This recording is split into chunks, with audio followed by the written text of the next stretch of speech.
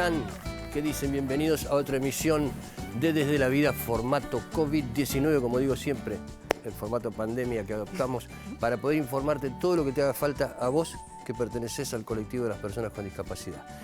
Hoy la vamos a tener a Carla Carrizo, que es vicepresidenta del bloque de diputados nacionales de la UCR, y a Laura Duna, que es miembro de la Asociación Argentina de Síndrome de Williams, para que nos hablen justamente de lo que pasó esta semana, que fue que la Cámara de Diputados de la Nación declaró mayo como el mes del síndrome de Williams. Después nos van a explicar de qué se trata el síndrome de Williams y cómo fue que la Cámara de Diputados tomó esta decisión.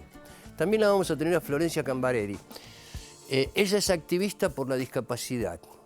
Yo después te voy a pedir que le prestes mucha atención a Florencia, porque es muy interesante lo que está haciendo en todo sentido. Como su lema o una de sus consignas es repensar la discapacidad. Algo muy interesante. Después vas a ver qué personaje, Florencia. ¿Qué dice usted? ¿Cómo le va? ¿Cómo está, doctora? Siempre vamos solos nosotros dos acá. Pero tenemos a todo el mundo allá, detrás de la pantalla. Bueno, Usted no sabe que sí.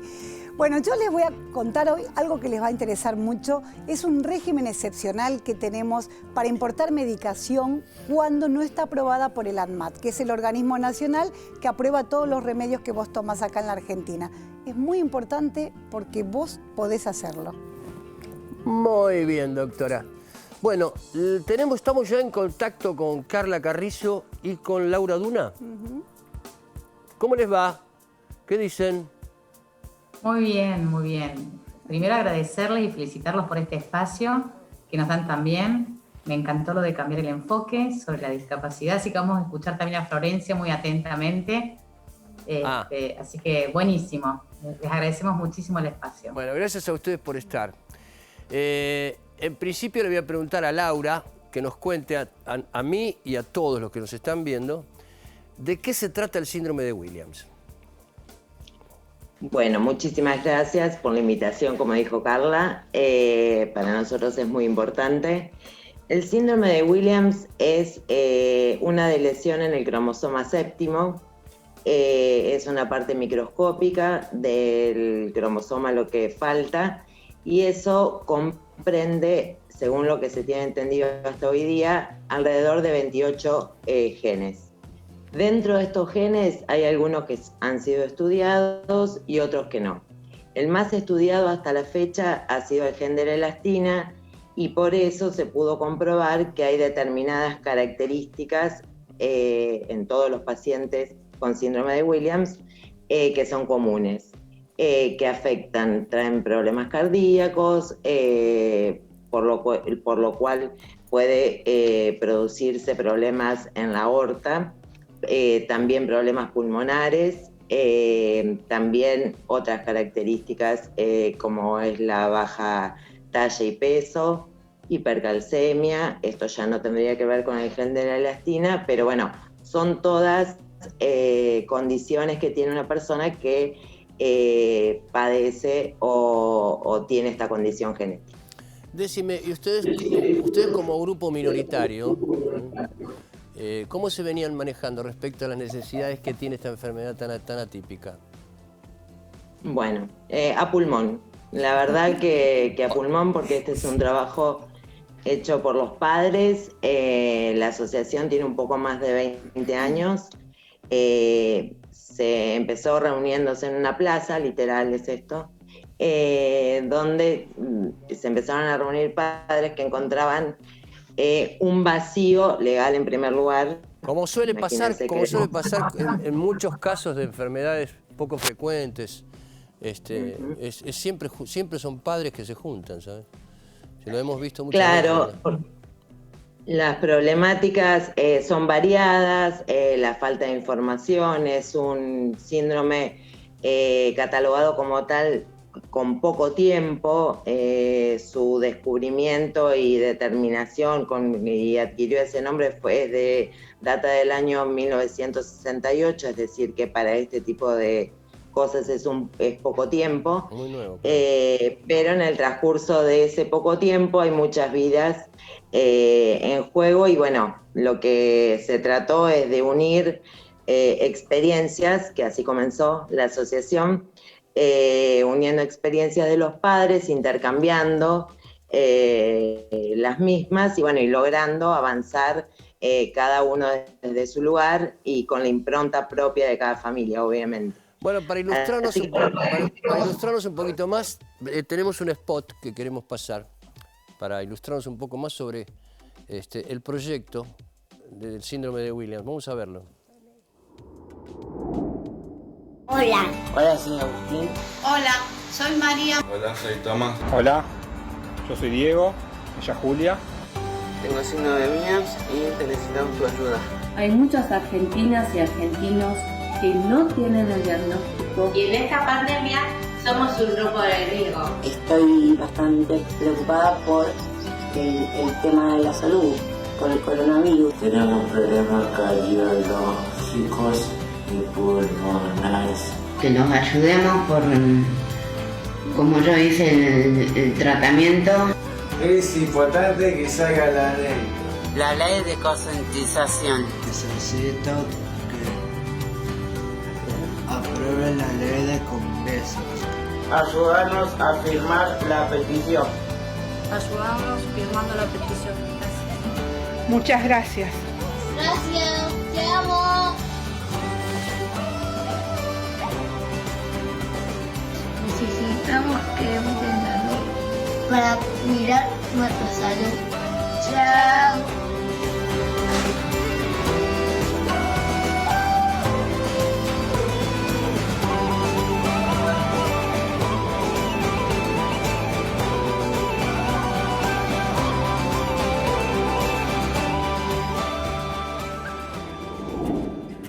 Bueno, ahí veíamos el spot, con esos chiquitos tan hermosos. Carla, te pregunto, ¿cómo tomaste contacto con este tema? ¿Hace mucho, hace poco? ¿Cómo lo abordaste esto? Mirá, yo trabajo mucho en infancia, adolescencia. La verdad que somos un grupo de diputadas que trabajamos, obviamente, con temas transversales como infancia, adolescencia, mujer, en fin, hasta hace poco tiempo, mujeres y niñas también minorías. Entonces tenemos como una red de contactos y demás. Y por supuesto también a través de un amigo que me dijo, tenemos este tema, Carla, y me pareció importantísimo poder darle visibilidad. Así que empezamos la campaña de incidencia. Y porque la verdad que es un tema que atraviesa muchas familias y como dicen, el mundo es pequeño. Siempre uno transita la vida encontrando a alguien que puede ser de espejo en las cosas que atraviesan todas las familias argentinas. Así que empezamos la campaña y bueno, empezamos como hacemos siempre en las campañas de incidencia, de abajo para arriba. Primero con los protagonistas, tíos, padres, familiares. Entonces empezamos la movida y de abajo para arriba y transversalmente. O sea, primero los protagonistas, que son los que saben y sienten la historia y pueden comunicarla mejor que nadie. Después la coalición partidaria. Aquí no hay partidos, hay razones, así que siempre es interpartidario. Eso es muy importante. Eso es muy importante. Que a veces la imagen que tienen de la política obviamente es lo que sale más en los medios, que es un poco la pelea. La pelea por ahí por temas más fuertes, digamos, pero la vida real de los que trabajamos con temas sociales es un espacio de mucho consenso, en donde trabajamos todas y hacemos una carrera para minimizar obstáculos. Y después de abajo para arriba, porque empezamos a trabajar en muchos municipios y ya hay algunos municipios que tenemos ordenanzas, después las provincias y la nación. La nación obviamente tiene una potencia porque es la voz de todas las instituciones más fuertes que van un poquito reproduciéndose. Así que bueno, hay algunos municipios obviamente que lo estamos haciendo, ya Godoy Cruz en Mendoza, estamos trabajando en otros municipios que tenemos proyectos de ordenanzas, Burlingame, San Isidro, Mar del Plata. Después en la Ciudad de Buenos Aires ya tenemos la ley que se sancionó, la lideró la legisladora Patricia Viggi, y tenemos en 4 provincias, Chaco, Mendoza y la provincia de Buenos Aires, proyectos. Así que bueno, esto fue un poquito, es la estrategia con la que trabajamos en ámbitos sociales y obviamente las plataformas de Change y eso. ¿Cuál era el objetivo? El objetivo fue que se declare el mes de mayo, el mes en que podemos hablar de lo que está invisibilizado. Es una campaña internacional, ¿no? El mes de mayo es el mes del síndrome de Williams en el mundo, y la verdad que lo logramos, tengo que mencionar y agradecer enormemente. Diría que es un trabajo de 2 vicepresidentas, porque me ayudó muchísimo Cecilia Moró, que es la vicepresidenta del de frente de todos. Fue una travesura que hicimos porque justo ¿Por qué fue el COVID. ¿Por qué una travesura? Porque tenía muchos giros, tenía giro la Comisión de Discapacidad y ella es presidenta de la Comisión de Legislación General y yo vicepresidenta. Entonces le dije, Ceci, tenemos que sacar esto porque es una población en riesgo y además hay mucho subregistro. Hay muchas personas que no saben que tienen esa enfermedad. Y bueno, entonces empezamos a anular giros y dictaminamos aún con sesión digital y la verdad que logramos tener el apoyo de todos los partidos. Así que a veces hay un trabajo muy silencioso que hacemos ahí con mucha empatía las diputadas que movemos cosas. Te quiero hacer una pregunta porque suena que es una mención nada más. Se determinó que es la semana del síndrome de Una, pero ¿qué alcance tiene eso? O sea, exacto, ¿qué alcance tiene? ¿Qué tiene que hacer el Estado? Ah, ok. La idea es que el Estado tiene que hacer una campaña de visibilización. Perfecto. Durante un mes, en todos los hospitales, en los grandes hospitales, pero también en los lugares de la salud comunitaria, donde baja, ¿no? Entonces, una campaña de difusión. ¿Qué es el síndrome de Williams? Típicamente uno está en la sala de espera y bueno, hay folletos, ve un cartel. Empezar a hablar de lo que no se habla. Porque Perfecto. el gran problema es que tenemos muy pocos registros. Aprender un poquito también a convivir con lo diferente y es un modo también una política de aprender a quien cuida y aprende entiende más, ¿no? El Estado con una política, digamos, de empatía con las personas con discapacidad. Bien, perfecto. Laura, en tu caso, ¿cómo fue que te diste cuenta que a tu hija le pasaba algo? ¿Hubo una detección temprana? Contanos un poco cómo fue eso. Dentro de todas las experiencias que cuentan las familias en la asociación, fue una detección temprana, podríamos decir. Fue al año de vida de Ariadne, pero es un bregar, como decía Carla, por las instituciones, por médicos que no conocen el síndrome. Claro. Entonces, vos vas con el planteo, por ejemplo, en el caso de mi hija, teníamos el tema que no dormía de las 24 horas, dormía solo 4, entonces eso incidía en el crecimiento y en lo actitudinal de ella. Durante el primer año de vida fue de esa manera. Todo esto obviamente preocupa a cualquier padre, y bueno, fuimos a diferentes médicos y nadie nos daba el diagnóstico que esperábamos. ¿Pero qué te decían? Que no sabíamos cuál es. Sí. ¿Qué te decían? No, bueno, nada, temas que había que tener paciencia, que había que hacer determinadas cosas, tuvo tratamientos por reflujo, por diferentes cosas, hasta llegar al diagnóstico por medio de una cardióloga del Hospital Gutiérrez que conocía del síndrome y fue quien lo detectó al instante y nos derivó una consulta genética. Y eso fue un abrir de puertas a una realidad distinta, que obviamente uno se tiene que adaptar, tiene que conocer, tiene que saber de qué se trata, que no es simple porque por la ignorancia que tenemos sobre ese tema, me incluyo. Así que bueno, fue todo un camino a recorrer y conocer una realidad distinta. Pero bueno, ya ahí sí, con los profesionales que tienen que abocarse al tema porque hay que estudiar varias áreas dentro de la salud. Y eso es lo importante de la detección precoz del síndrome. Que vos dentro de todo vos tuviste suerte porque lo pudiste detectar, pero me imagino que muchos padres o muchas familias ante un síntoma como el que vos contás, por ejemplo, pueden llegar a peregrinar durante 2 o 3 años, 4 años, hasta que alguien le dice algo. Digo, por el desconocimiento que hay de la enfermedad, ¿no? Es increíble. Para que te des una idea, tenemos chicos diagnosticados a los 15 años, a los 20, después a los 7 años. Hoy día tenemos chicos diagnosticados a esas edades.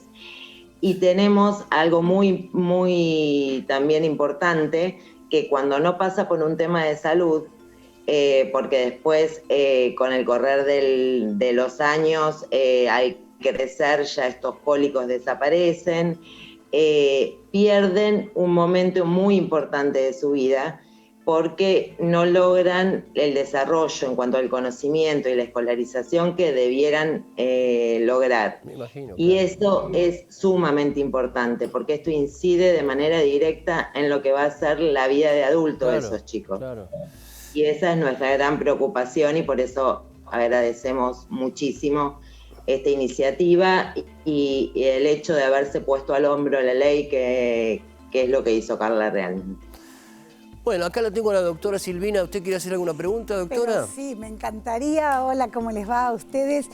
Yo tengo una pregunta que tiene que ver con las coberturas, mi gran preocupación. ¿Qué pasa con las obras sociales, las empresas de medicina prepaga, con todas las coberturas de prestaciones, tanto de recursos humanos como medicamentosos? ¿Les cumplen en el síndrome de Williams? Hay todo un tema, es un mundo ese, y bueno, es especialista en discapacidad, así que este mundo es compartido por es quienes... una pregunta que podrían contestar las dos, en realidad. Ojo que la doctora es el terror de las prepagas y de las obras sociales.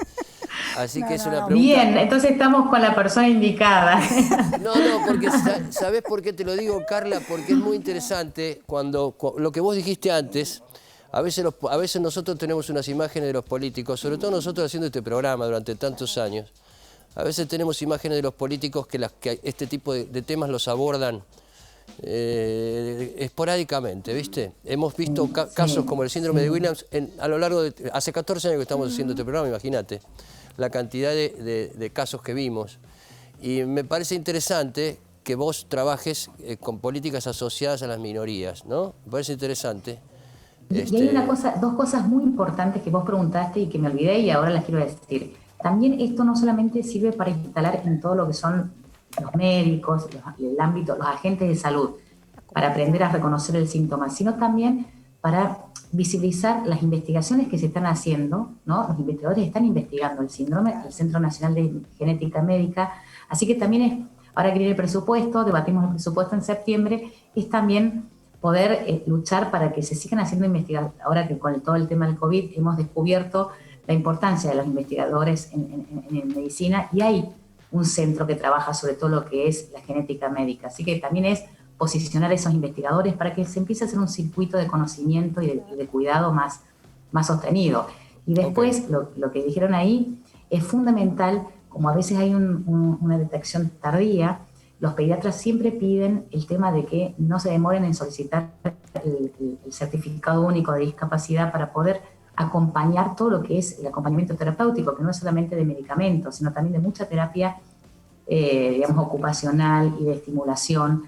Entonces, cuanto más demoremos en la detección y más al acceso, digamos, del dispositivo que tiene el Estado para poder acceder al cuidado, bueno, son oportunidades que se pierden. Así que también eso es muy importante, pedir pronto el certificado único, ¿no?, de discapacidad.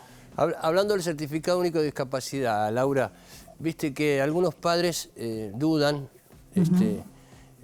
aceptar que su hijo tiene en aceptar que su hijo tiene una discapacidad, sobre todo en casos como este, digo.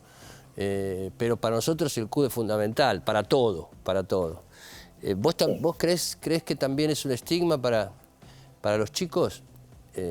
A ver, lo que pasa es que uno como padre o madre tiene que adaptarse a la idea de aprender, como dije al principio, sobre qué se trata el síndrome que tu hijo tiene.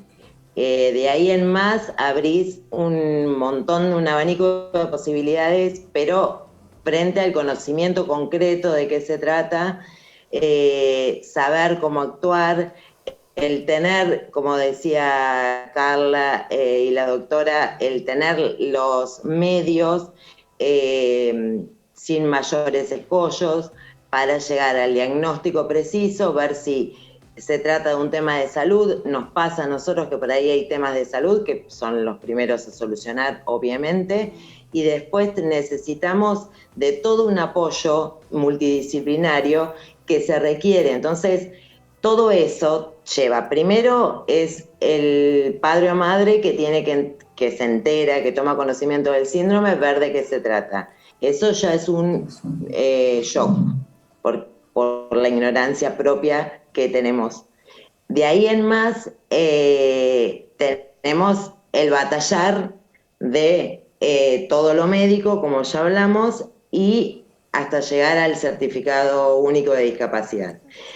Que en algunos casos en la misma asociación nos pasa que hay gente que se resiste a la idea, sobre todo a edad temprana, pero inevitablemente lo requerís porque la obra social lo prepaga, te lo requiere. Así que es un trámite indispensable a realizar. O sea, más que una cuestión de ver si estoy decidida a dar este paso, pasa por una cuestión de necesidad. La obra social te lo requiere, así que ya es un paso a dar sin demasiada medicación. Y además te facilita y te abre una cantidad de puertas y de beneficios que de otra forma no los puedes tener.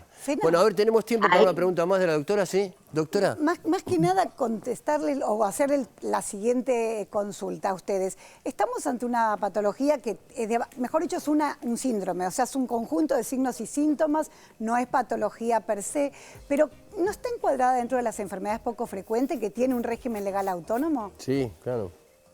Porque si es así, no tienen, digamos, que tramitar el CUD para tener la cobertura interdisciplinaria. Sí. Es complejo eso. A ver, Carla, ¿esta pregunta la podés contestar vos? Sí, digamos, pero también la experiencia de ellos también va a ser importante. Lo que pasa es que digamos, porque también es un proceso de reconocimiento del síndrome, no está tan instalada ¿no? el síndrome de Williams como, digamos, con toda la cobertura y el respaldo que tendrían que dar. Por eso es el paso que estamos viendo, que el Estado lo visibilice, que lo incorpore y que se incorpore como otros tantos casos de enfermedades raras, como se dice, ¿no? Eso es un proceso también que a veces cuesta. Por eso estamos iniciando ese trayecto de legalidad, digamos, médica, por decirlo de algún modo, ¿no? Y entonces hay cosas que, bueno, que todavía se están construyendo, pero yo creo que sí, que debería, digamos, en esa línea que está diciendo doctora.